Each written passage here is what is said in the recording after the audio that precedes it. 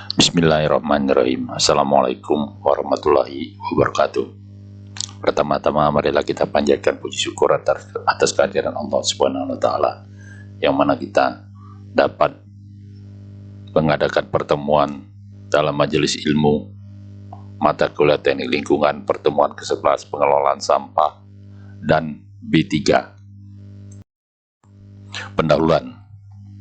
Limbah adalah semua buangan yang dihasilkan oleh aktivitas manusia dan hewan yang berbentuk padat, lumpur atau slug, cair maupun gas yang dibuang karena tidak dibutuhkan atau tidak diinginkan lagi, walaupun dianggap sudah tidak berguna dan tidak dikehendaki. Namun bahan tersebut kadang-kadang masih dapat dimanfaatkan kembali dan dijadikan bahan baku. Pembagian limbah berdasarkan sumbernya seperti limbah kegiatan kota atau masyarakat, industri, pertambangan. 2. Berdasarkan fasilitasnya, bentuknya padat, lumpur atau slug, cair, gas. 3. Berdasarkan sifat dan bahayanya, limbah bahaya, limbah bahan berbahaya dan beracun. B3. Limbah non B3, limbah domestik. Limbah domestik dihasilkan oleh aktivitas primer sehari-hari dalam bentuk cair. Kegiatan cuci pakaian dan makanan, mandi, kakus, dan kegiatan lainnya yang menggunakan air rumah. Padat dikenal sebagai sampah atau domestik.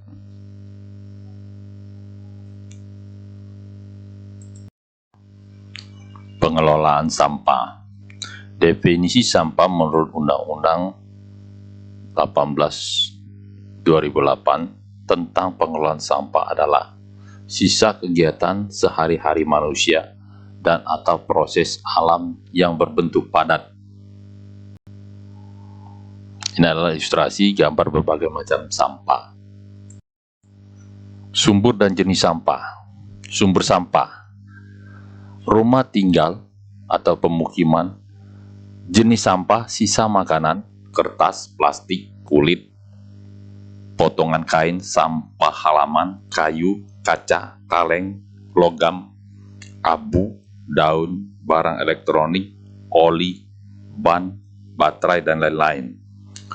Komersil atau pasar, pertokoan, rumah makan, kantor, hotel, dan sebagainya.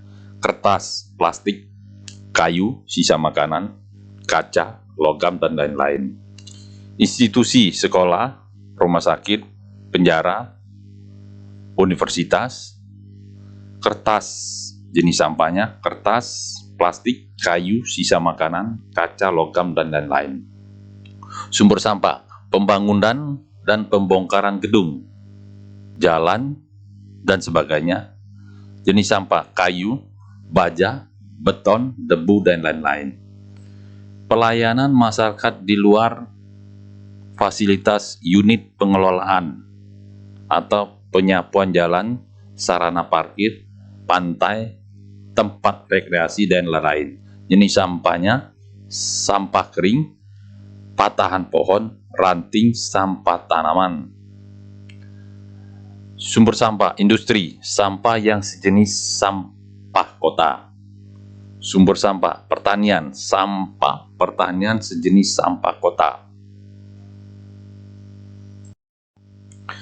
Timbulan sampah atau timbunan sampah. Untuk kota-kota Indonesia, timbulan atau timbunan sampah rata-rata adalah 2,5 sampai 3,5 liter per orang per hari. Besarnya timbulan sampah kota sangat dipengaruhi oleh tingkat hidup. Makin tinggi tingkat hidup, makin banyak sampahnya. Pola hidup serta mobilitas masyarakat, iklim, pola penyediaan kebutuhan hidup, dan penanganan makanan. Kondisi limbah padat. Timbulan sampah sekitar 0,8 kg per kapita pada tahun 1995 dan meningkat menjadi 1 kg per kapita. Diperkirakan menjadi 2,1 kg per kapita pada tahun 2020. Sekarang, di Surabaya timbulan sampah mencapai 6.000 km pangkat 3 per hari pada tahun 2005. Laju timbulan sampah 2-4% per tahun. Hanya 18% sampah domestik yang diangkut dan ditangani dengan sistem persampahan, sedangkan 8% dibuang ke sungai, hampir 50% sampah dibakar. BPS 2004, lebih dari 15% limbah padat adalah 3R. Sampah digolongkan menjadi sampah organik, yaitu sampah yang mudah membusuk, seperti sisa makanan, sayuran, daun-daun kering, dan sebagainya. Sampah anorganik, yaitu sampah yang tidak mudah membusuk seperti plastik, wadah pembungkus makanan, botol, kaleng, besi, dan sebagainya. Sampah organik, ini contoh gambarnya. Bisa diolah sampah organik jadi pupuk organik. Kemudian sampah anorganik, ini plastik, bisa diolah juga, ini diolah menjadi batu bata, tapi sekian-sekian persen. Itu contohnya. Komposisi sampah. Komposisi sampah biasanya dinyatakan sebagai persen berat atau persen volume terhadap kelompok atau sejenisnya. Sampah rumah tangga pada umumnya mengandung bahan mudah membusuk yang tinggi, biasanya 75-80%, dan kadar air tinggi yang tinggi 65-70%. Pembagian komposisi biasanya dinyatakan sebagai sisa makanan, kertas, plastik, kulit dan karet, logam, kail atau tekstil, debu, dan lain-lain. Komposisi sampah domestik dan persen penanganannya. Ini ada. Ini yang abu-abu, ini kertas 42%, kemudian ada yang biru, year trimming, ini kayu yang merah 22%, 13%, bisa diperhatikan di sini. Ini metode weight general, ini metode disposal metode. Ada 2 metode di bawah sini. Ini gambaran komposisi sampah di beberapa kota, persen berat basah, organik. Ini ada komponennya, organik 28% di London, 4,6% di Singapura, 9,4% di Hong Kong, Jakarta 74%, sedangkan Bandung 73,4%, jadi 0,% antara Bandung dan Jakarta, ini mendekati. Sampah kertas ini antara Bandung dan Jakarta itu lebih banyak di Bandung karena kota pelajar. Logam banyak Jakarta karena banyak industri, perbedaan 2 sampai dengan 0,5. Kaca juga masih banyak di Jakarta. Tekstil banyak di Bandung karena banyak pabrik tekstil, banyak pabrik garmen. Plastik karet masih banyak juga di Bandung. Warna abu dan lain-lain. Berasal dari sampah rumah tangga dan sampah pasar. Kelembaban tinggi di Indonesia mempengaruhi persentase sampah organik. Nah, di Bandung lebih lembab, di Jakarta tidak lembab, jadi ada perbedaannya. Karakteristik sampah. Untuk memenuhi keterolahannya, maka dibutuhkan analisis karakteristik sampah. Beberapa karakteristik sampah adalah, yang penting adalah kadar kering dan kadar air, kadar volatil dan kadar abu, nilai kolor, kadar karbon organik, kadar nitrogen organik. Contoh karakteristik sampah di Kota Bandung. Berat kering 0%, satuannya nilai 3,74. Kadar air, berat basah, ini satuannya nilainya 4,2. Kemudian kadar volatil 72, berat kering. Kadar abu, berat kering 23,9. Karbon organik berat keringnya 44,7, nitrogen berat kering 1,56, kemudian nilai kolor KK kal per kilogram per kering 1197. Teknik operasional persampahan terdiri dari kegiatan pewadahan, storage, diangkut, ditaruh di wadah, pengumpulan, collection, pemindahan, sudah di wadah, dikumpul, dipindahkan, pengangkutan, transportasi, pengelolaan, pemrosesan, treatment, daur ulang, kemudian terakhir penyingkiran. Ini solid waste handling, ini adalah transportasinya, dikumpul, B itu ditransportasi, diangkut, treatment ini diolah, kemudian di recovery, mana yang bisa dimanfaatkan, mana yang tidak bisa dimanfaatkan. Ini sumbernya PV Fondamas, itu sumbernya di bawah itu. Teknik operasi persampahan wadah, pewadahan penampungan sementara sampah yang dihasilkan di sumber baik individu atau komunal. Dengan adanya pewadahan yang baik, maka bau akan membusuk. Bau akibat pembusukan sampah juga menarik datangnya lalat dan dapat diatasi. Air hujan yang berpotensi menambah kadar air dan sampah dapat dikendalikan. Pencampuran sampah tidak sejenis dapat dihindari. Berdasarkan letak dan kebutuhan dalam sistem penanganan sampah, maka pewadahan dapat dibagi menjadi satu, wadah sampah menampung sampah langsung dari sumber. Ya, misal diletakkan di dapur, di ruang kerja, dan lain-lain. 2. Bersifat sebagai pengumpul sementara, penampungan sampah dari wadah level 1 maupun langsung dari sumbernya, misal diletakkan di luar kantor, sekolah, atau pinggir jalan. 3. Merupakan level 3, merupakan wadah sentral, biasanya bervolume besar, akan menampung sampah dari level sebelumnya. Teknik operasional persampahan, ini wadah, pola dan karakteristik pewadahan sampah. Ini pola pewadahan sampah. Bentuk sejenis, individu, kotak, silinder, bit atau tong, semua tertutup dan di kantong plastik. Kotak silinder, kontainer, bintong, semuanya tertutup, komunal, ini individu. Sifat, ringan, individu, mudah dipindahkan dan mudah dikosongkan, komunal. Ringan, mudah dipindahkan dan mudah dikosongkan. 3. Bahan, logam, ini individu, plastik, fiberglass, GRP, kayu, bambu, rotan, dan kertas. Komunal, logam, plastik, fiberglass, kayu, bambu, dan rotan.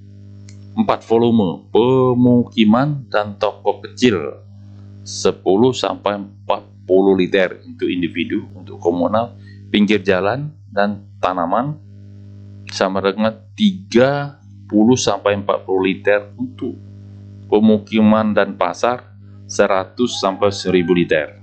5. Pengadaan, individu itu pribadi, instansi dan pengelolaan, komunal, instansi dan pengelolaan. Teknik operasional persampahan. Pengumpulan adalah pengumpulan sampah dari wadah-wadah di sumber sampah dengan berbagai sarana seperti gerobak dan truk. Pola pengumpulan sampah terdiri dari pola individu langsung oleh truk pengangkut menuju ke pemrosesan, pola individu tidak langsung dengan menggunakan pengumpulan sejenis gerobak sampah, pola komunal langsung oleh truk pengangkut, pola komunal tidak langsung, dan pola penyapuan jalan. Teknik operasional persampahan. 3. Pemindahan. Pemindahan merupakan penampungan sementara sampah sebelum diangkut oleh truk. Sarana yang digunakan dapat berupa sebuah area pemindahan atau sebuah wadah besar yang peletakannya terpusat atau tersebar. Tipe pemindahan, ini transfer, huraian, transfer tipe 1, transfer tipe 2, transfer tipe 3, luas lahan, 2000 meter persegi, lebih besar atau sama dengan 2000 meter persegi. Ini transfer tipe 2-nya 6 sampai 2000 meter persegi. Transfer tipe 3 10 sampai 20 meter persegi. Fungsi tempat pertemuan perataan, pengumpulan dan pengangkutan sebelum pemindahan. Itu tipe 1. Tempat penyampaian atau kebersihan, bengkel sederhana, kantor pengendali, tempat pemilihan, tempat pengoplosan. Ini tipe 2, tempat pertemuan peralatan, pengumpulan, pengangkutan sebelum pemindahan, tempat parkir gerobak, tempat pemilihan. Tipe 3, tempat pertemuan gerobak dan kontainer, 6 sampai 10 meter persegi. Lokasi penempatan kontainer komunal 1 sampai 10 meter persegi. Tempat pemilihan, ini daerah pemakaian, baik sekali untuk daerah yang mudah mendapat lahan. Ini tipe 1, tipe 2 tidak ada, tipe 3 daerah yang sulit mendapat lahan yang kosong di daerah protokol. Teknik operasional persampahan. 4. Pengangkutan. Pengangkutan merupakan pengangkutan sampah dari lokasi pemindahan ke tempat daur ulang atau ke tempat pengelolaan atau ke tempat pemrosesan air. Sarana yang digunakan misal truk atau kereta api. Sistem pengangkutan sampah dapat dilakukan dengan metode Hoover System HCS. Sistem pengumpulan sampah yang wadah pengumpulan dapat dipindah-pindah dan ikut dibawa ke tempat pemrosesan akhir. HCS merupakan sistem wadah angkut untuk daerah komersil. Stationary Container System SCS, sistem pengumpulan sampah wadah pengumpulan tidak dibawa pindah-pindah, tetap wadah pengumpulan ini dapat berupa wadah yang dapat diangkat atau yang tidak dapat diangkat. SCS merupakan sistem wadah tinggal ditujukan untuk melayani daerah pemukiman. Jenis kendaraan pengangkut: truk terbuka, dump truck, roll truck, roll-on truck, multi-loader truck, kompaktor truk. Ini jenis-jenis operasional. Ada roll truck, ini gambar sebelah kiri, ada dump truck, ada kompaktor truk, ke samping ada truk with separator. Yang di kita ada di 2 di atas ini. Ini ada yang di kita, kalau yang di bawah ini belum ada, khususnya di Indonesia. Teknik operasional persampahan. Pengelolaan bertujuan untuk memproses sampah agar 1. Berkurang volume atau beratnya, seperti insinerasi, pengomposan. Berkurang sifat bahayanya terhadap manusia atau lingkungan. 3. Lebih memudahkan dalam penanganan selanjutnya, antara lain penghalusan, grinding, pemadatan. Insinerator screen. Nah, bisa diperhatikan, ada mulai dari mobil langsung dipanaskan, ada boiler, kemudian dipanaskan lagi, ada sisa-sisa fly ash stuck. Ini biasanya di rumah-rumah sakit. Ini kelebihan-kelemahan alternatif sistem pengelolaan sampah. Jenis pengelolaan, ada compressing, pengomposan. Ini kelebihannya, proses pengomposan lebih cepat. Kelemahannya memerlukan peralatan lebih banyak. Catatan, harga kompos yang dihasilkan lebih mahal daripada pupuk kimia. Biaya operasi lebih tinggi dari harga jual. Ini billing, volume sampah yang terbuang dapat dikurangi. Biaya investasi operasional dan pemeliharaan relatif mahal. Catatan, dianjurkan bila jarak ke pembuangan air lebih dari 25 km. Insinerator, untuk kapasitas besar, hasil sampingan dan pembakaran dapat dimanfaatkan untuk pembangkit tenaga listrik. Biaya investasi operasional mahal. Ada dua tipe sistem pembakaran bersinambungan untuk kapasitas besar, sistem pembakaran terputus untuk kapasitas kecil. Recycling, daur ulang, pemanfaatan kembali bahan-bahan organik yang sudah terpakai. Itu kelebihan. Kelemahan, tidak semua jenis sampah bisa didaur ulang, betul. Kemudian dianjurkan pemisahan melalui dari sumber sampah. Kita lanjutkan. Teknik operasi persampahan. Daur ulang. Daur ulang adalah kegiatan penanganan sampah menggunakan cara-cara pengelolaan atau cara manual agar sampah tersebut dapat dimanfaatkan kembali berbeda dari alasannya. Sampah masih memiliki nilai apabila didaur ulang adalah sampah pembungkus, packaging, kertas bekas, dan sampah plastik. Di negara industri, aplikasi pengemasan yang mudah diatur, mudah didaur ulang, menjadi salah satu faktor dalam meningkatkan nilai saing produk tersebut di pasar.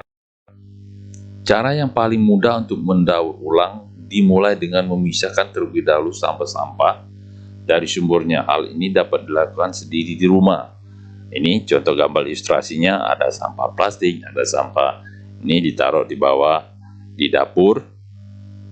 Kemudian ada sampah organik, anorganik, ada sampah kertas, itu dipisah-pisah. Teknik operasional persampahan. 7. Pembuangan air. Pembuangan air adalah penyingkiran sampah ke dalam lingkungan seperti ke dalam tanah, ke dalam laut, dan sebagainya merupakan alternatif akhir dan tahap akhir yang dilakukan. Bila dilakukan dengan mengurung, mengisi tanah, dikenal dengan lap bleeding. Open dumping sudah tidak relevan lagi. Nah, ini ada sanitary landfill. Ini gambarnya, ditimbun, sampah ditumpukan di suatu jurang, ini ditimbun, kemudian ditimbun tanah, landfill. Ini landfill, ini di Jepang, ini hasilnya sangat indah, ini di Cina, ini di Bantar Gebang, Jakarta, ini juga di Jepang. Di atasnya sudah menjadi taman. Yang terakhir ini revegetation of landfill. Ini hasil-hasil landfill yang ada di luar. Presentasi penanganan persampahan di beberapa negara maju. Ini ada Jerman, ada Inggris, ada Denmark, ada Amerika, ada Belgia, ada Jepang. Recycling tertinggi di Jepang. Composting ini tertinggi di Denmark.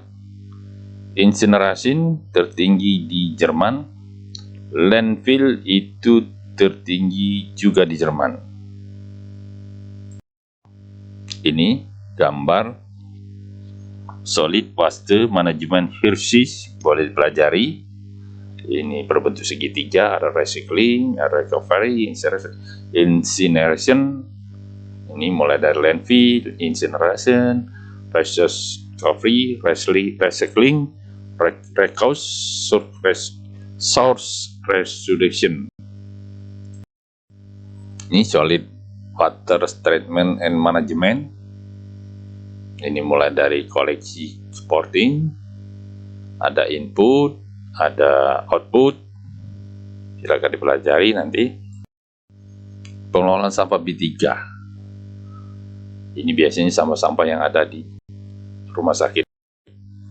Limbah B3 adalah bahan yang karena sifat atau konsentrasinya dan atau jumlahnya, baik secara langsung maupun tidak langsung, dapat mencemarkan atau merusak lingkungan hidup ataupun membahayakan lingkungan hidup, kesehatan, kelangsungan hidup manusia, serta makhluk lainnya. Peraturan Pemerintah Republik Indonesia Nomor 18 tahun 1999. Limbah B3 sisa atau suatu usaha atau kegiatan mengandung bahan bahaya atau beracun yang karena sifat atau konsentrasinya atau jumlahnya, baik secara langsung maupun tidak langsung, dapat mencemarkan dan atau merusak lingkungan hidup dan atau membahayakan lingkungan hidup, kesehatan, kelangsungan hidup manusia serta makhluk hidup lainnya. Dasar pelaksanaan pengelolaan B3, Undang-Undang Nomor 23 Tahun 1997 tentang pengelolaan lingkungan hidup. Keputusan Presiden Nomor 61 1993 tentang pengesahan Base Convention of the Control of Transboundary Movement of Hazardous Waste After Disposal. Peraturan Pemerintah Nomor 18 Tahun 1999 Junto Peraturan Pemerintah Nomor 85 Tahun 1999 tentang pengelolaan sampah berbahan berbahaya dan beracun. Surat Keputusan Kepala Bapedal nomor Kep nomor 86 Bapedal 05/2004 tentang permohonan izin pengelolaan sampah B3.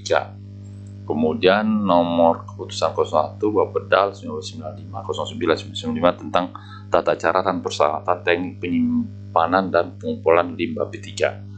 Nomor Keputusan 02 Bapedal 03/95 tentang dokumen limbah B3. Dasar pelaksanaan pengelolaan B3. Ini keputusan Kepala Bapedal. Kita lanjutkan. Ini bisa diperhatikan nanti, bisa dilihat, dibaca. Ini adalah bagan alur identifikasi limbah B3. Ini limbah lampiran PP 8599 apabila tidak mudah meledak, mudah terbakar, reaktif, infisius, koraktif. Kemudian ya, limbah B3. Limbah B3 ada sumbernya yang dari tidak tadi, beracun. Apabila beracun, ini ada peraturan lampiran PP tes TCLP tes lampiran nomor 2 PP 8599 LD 500 sifat kronis, lampiran nomor 3 PP 8599, kemudian BMCLP, kemudian lebih kecil dari 5 mg per kilogram BB, ini limbah B3. Kemudian turun lagi limbah non B3, tidak. Ini sumber bahan kuliah pengelolaan limbah B3. Identifikasi limbah B3 berdasarkan sumber, tidak spesifik, bahan kimia kadaluarsa, tumpahan, ini tumpahan minyak, tumpahan alat-alat medis, bekas kemasan, pembuangan produk yang tidak memenuhi spesifik, berdasarkan karakteristik, mudah meledak, mudah terbakar, bersifat reaktif, beracun, infisius, korosif, ini besi, bersifat toksin. Ini contoh sumber tidak spesifik. Ada bahan pencemar, ada kode limbah. Ini ada kode limbah, ada pencemar bahan. Ini contohnya pelarut terkolegenasi. Ini bisa dipelajari. Ini contoh sumber spesifik. Pupuk jenis industri kegiatan. Ini pupuk. Sumber pencemaran, proses produk amonia, urea, asam, performan, asal urean limbah, katalis, bekas. Ini pencemaran utama, logam berat, kubun pestisida.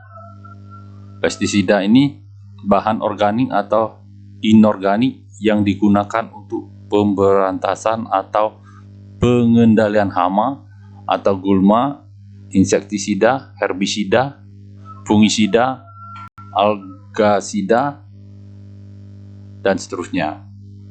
Kemudian ada proses klorasi alkali. Nah, ini banyak di kimia. Silakan dipelajari yang mau mempelajarinya selanjutnya.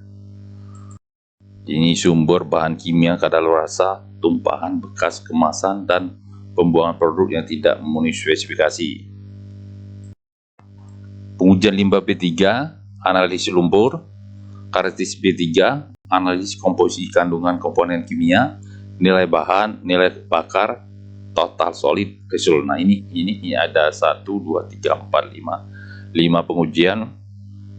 Kita tidak sampai ke sini. Ini masih pengujian, ditambah lagi 3, flexing residu, volume padat, volume solid atau VS. Ini latar belakang peningkatan penggunaan, adanya kebutuhan, peningkatan upaya pengendalian. Indonesia merupakan salah satu negara tujuan tempat pembuangan sampah. Limbah B3 dalam rumah tangga, ini gambarnya. Ini rumah tangga, bahan-bahan bahaya dalam rumah tangga. Ini rumah tangga, masih bahan-bahan tersebut digunakan dalam hampir seluruh kegiatan rumah tangga. Beberapa sifat bahaya dari rumah tangga. Bubuk, ini ada 1, 2, 3, silakan dibaca nanti. Ini beberapa sifat bahan bahaya bahan rumah tangga. Oli bekas sampai aerosol, hazard waste. Ini silakan dilihat. Ini gambar ilustrasi rumah bertingkat dalam pengelolaan sampah. Limbah B3 dalam industri, ini merupakan sebagainya penghasil, pelaku pengelolaan limbah B3, penghasil, pengumpul, pengangkut, pengawas, pengelola, penimbunan, pembuangan. Ini konsep clean of growth, prinsip dasar pengelolaan limbah B3, monitoring, melancarkan limbah B3 dari limbah tersebut, sumber sampai dibuang disposal. Gambarnya mekanisme pengelolaan limbah. Ini adalah sistem manifest, silakan diperhatikan. Ini mekanisme perjalanan aliran dokumen limbah B3. Ada dari kota, KLH, ini bisa dipelajari. Ini perlakuan limbah B3. Ini pengelolaan limbah B3. Ketentuan bagi pengumpul limbah B3. Ini ketentuan bagian pengelolaan limbah B3. Ini collection on storage produksi. Terus ini yang pakai drum itu. Ini yang pakai drum tempat penyimpanan sementara TPS. Koleksi on storage product. Nah ini yang pakai drum manajemen. Koleksi storage. Terus lanjutkan simbol and land beli.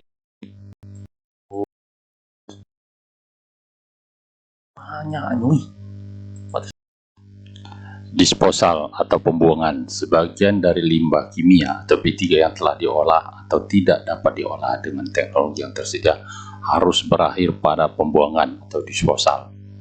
Tempat pembuangan akhir yang banyak digunakan untuk limbah B3 adalah landfill, lahan uruk, disposal well, sumur pembuangan atau injeksi. Ini landfill TPA. Ini contoh landfill berlapis-lapis. Kalau di kita ini ada di Petanang, yang depan sebelum masuk gedung DPR. Kalau dari kota Lubuk-Linggau itu landfill. Ini landfill juga, dia pakai pipa-pipa. Ini landfillnya. Kalau di kita ini tidak pakai pipa. Pipa ini ada fungsinya untuk pembuangan air.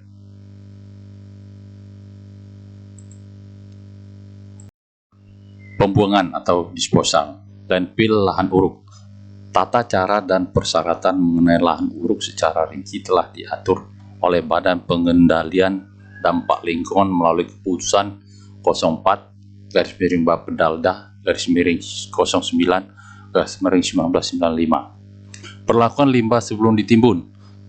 Tujuannya adalah untuk memenuhi beberapa persyaratan tertentu sehingga meminimumkan dampak yang mungkin timbul selanjutnya. Salah satu perlakuannya adalah stabilisasi atau solidifikasi yang bertujuan mengurangi potensi racun dan kandungan limbah B3 melalui upaya membatasi daya larut dan pergerakan dan daya racunnya. Penimbunan limbah B3, beberapa faktor yang dipertimbangkan dalam memilih lokasi penimbunan untuk meminimumkan risiko kesehatan bagi manusia dan lingkungan antara lain. Hidrogeologi meliputi air tanah dan air permukaan. Geologi lingkungan meliputi batuan dasar dan bencana alam. 3. Pengaruh terhadap flora dan fauna. Ini biasanya lari ke sungai-sungai, topografi meliputi iklim dan curah hujan. Keselamatan operasi. Ini keselamatan operasi ini kalau kita di selatan, TPA nya sudah jauh, ada di Lubuk Linggau Selatan 1. Penyebaran penyakit, nah ini juga harus jauh dari perkotaan.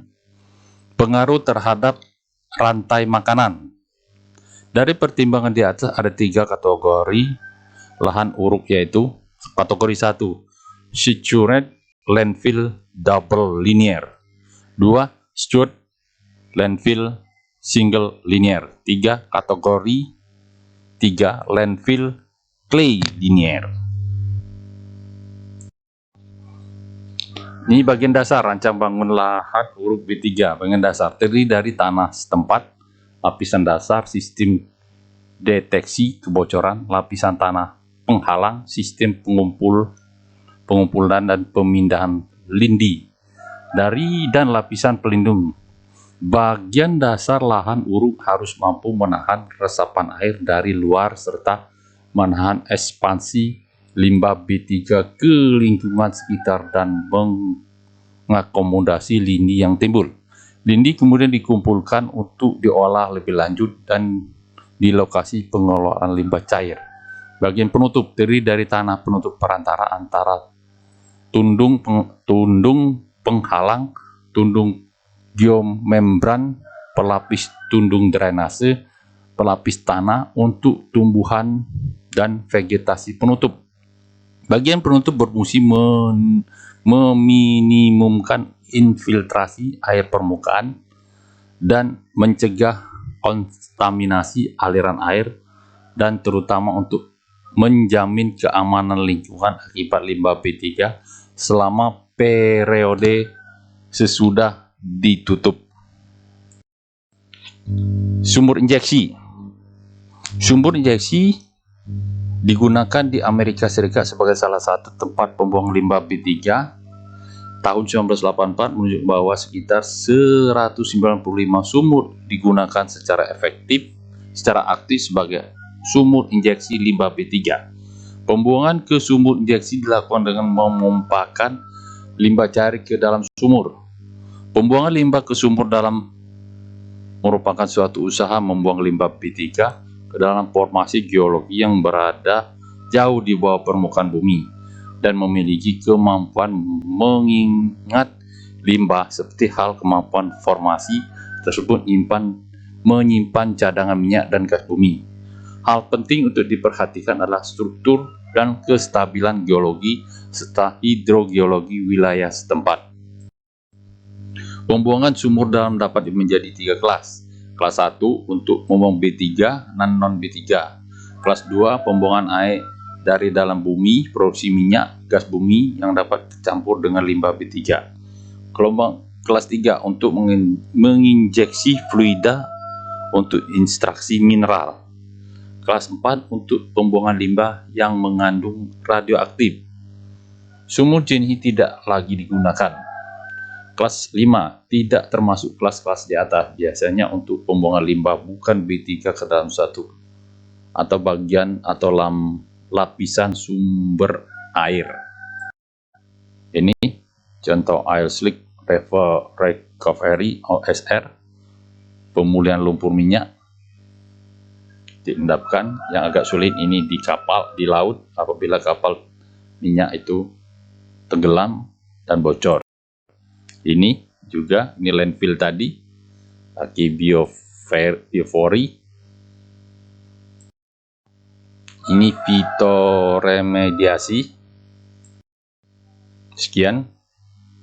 Wassalamualaikum warahmatullahi wabarakatuh.